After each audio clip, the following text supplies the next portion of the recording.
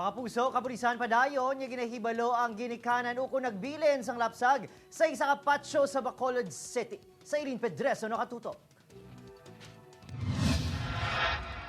Isa ka patay nga lapsag ang nasapuan nga ginbilin sa Burgos Public Cemetery Biyernes ang hapon.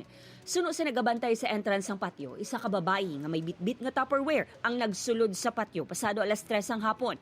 Ini ang ginapatihan iloy sang lapsag. Mga nagpalag-in ko sa oras 3:27. So nagsindi to sa kumon, do may dala sa plastic nga do Tupperware.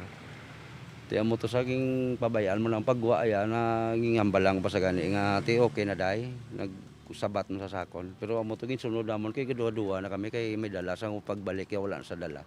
Giliyon gipangita sa mga nagabantay ang posible ging katuan sang babayi kag didto ila natukiban ang Tupperware nga may unod nga lapsag.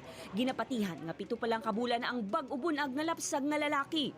Suno sa kapulisan, mabudlay matumod ang identity sang babayi. Magluwas nga wala sang CCTV sa lugar, hindi pa matumod kung ang iloy gid sang bata ang nagbilin o kung ginsugo lang ini. So konsensya na lang na nila. No?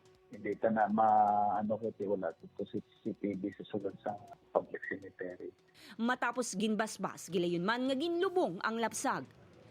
Upod kay Ruel Bangoy, Eileen Pedreso, One Western Visayas.